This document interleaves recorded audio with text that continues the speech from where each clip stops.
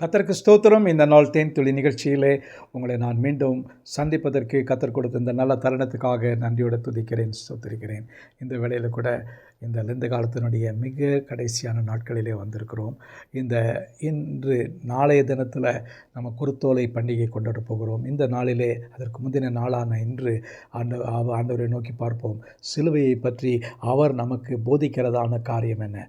அப்போஸ்தலனாகிய பவுல் மிக அழகாக பல காரியங்களை நேர்த்தியாக அவர் விளக்கி காட்டியிருக்கிறார். சிலுவை கெட்டுப்போர்களுக்கு நல்ல தேவ பலன் என்று சொல்லியிருக்கிறார். பைத்தியம் அல்ல, தேவ பலன் என்று சொல்லியிருக்கிறார்.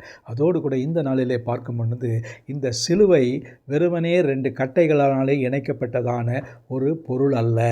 அந்த காலத்திலே அது ஒரு கொலைக்கருவியாக இருந்தது.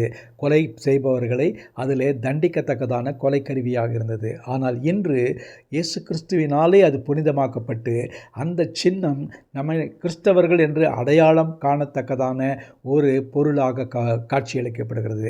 அதை நாம் முழுவதுமாக நம்முடைய மனதில் வைத்துக்கொள்ள வேண்டும். அதை ஒரு விக்கிரமாக எண்ணக்கூடாது.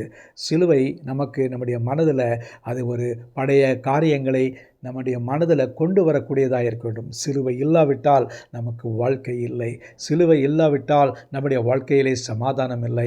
சிலுவை இல்லாவிட்டால் இந்த உலகத்தில் நமக்கு நித்திய ஜீவன் இல்லை. இயேசு இந்த உலகத்தில் வந்து உங்களுக்கும் எனக்குமாக அவர் மரிக்காவிட்டால் நமக்கு எந்த பிரயோஜனம் இல்லை. ஒரு புனித மகான் வந்து பிறந்து வாழ்ந்து நற்போதனைகளை கொடுத்து கடந்து சென்று விட்டார் என்று தான் பார்க்கிறோம். ஆனால் இந்த இடத்துல ஆண்டவராய் இயேசு கிறிஸ்து செய்ததான ஒரு மகத்துவமான காரியத்தை பார்க்கிறோம்.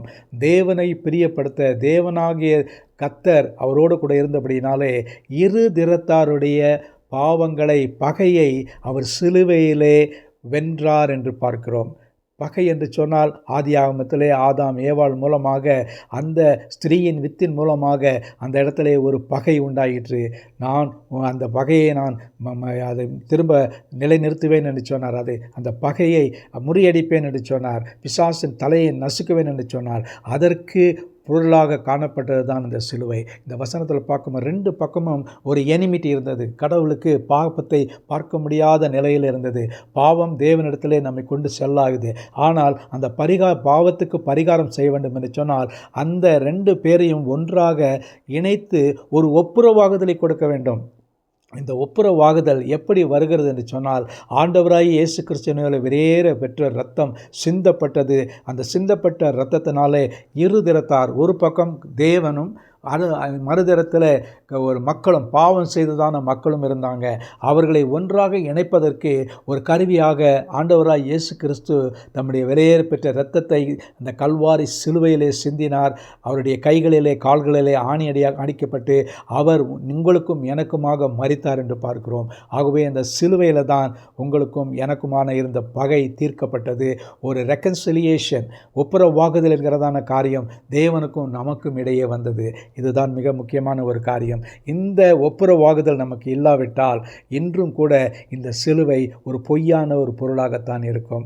ஆகவே இன்று கூட நம்ம யாருக்காவது விரோதமாக எந்த ஒரு பகையோ எதையோ பிரச்சனையோ வைத்திருந்தாலும் கூட ஆண்டவராய் இயேசு கிறிஸ்துவினுடைய பாதத்தில் அந்த சிலுவை அண்டையிலே வந்து அவருடைய இரத்தத்தின் மூலமாக இந்த பகை வென்றுவிட்டது என்பதை நாம் அறிய அவருக்கு நம்ம முழுவதுமாக இடம் கொடுக்க வேண்டும். ஆண்டவரே, நான் அதை ஏற்றுக்கொள்கிறேன், அதை அங்கீகரிக்கிறேன். உம்முடைய இரத்தமும் உம்முடைய மரணமும் தான் இந்த சிலுவையிலே எங்களுக்கு ஒரு பரிகாரமாகி எங்களுக்கு ஒரு ஒப்புரவாகுதலை கொடுத்தது என்று நாங்கள் விசுவாசிக்கிறோம் என்று அறிக்கை செய்ய வேண்டும்.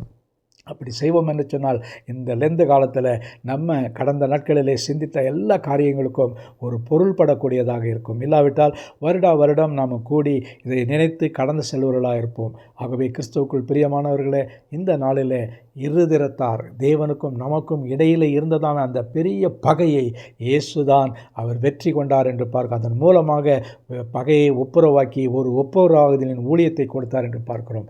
அதற்காக ஆண்டவருக்கு நன்றி செலுத்துவோம். நல்ல ஆண்டவரே, நன்றியோட துதிக்கிறோம், ஸ்தோத்திரிக்கிறோம். இந்த வேளையில் கூட இதை மூலமாக இந்த பகையை ஒரு ஒப்புரவுதலாக்கி உம்முடைய இரத்தத்தினாலே உம்முடைய சிலுவை மரணத்தினாலே எங்களுக்கு ஒரு பெரிய ஒரு ரெக்கன்சிலியேஷனை கொடுத்தீரே, அதற்காக ஸ்தோத்திரம். ஆசீர்வதிங்க, வழி நடத்துகிறேங்க. மீட்பர் இயேசுவின் நாமத்தில் ஜெபிக்கிறேன் நல்ல பிதாவே. ஆமேன், ஆமேன். கர்த்தர் உங்களை ஆசீர்வதிப்பாராக. இந்த நாள் நமக்கு ஒரு ஒப்புரவாகுதலை நினைவூட்டுகிற நாளாக இருக்கட்டும்.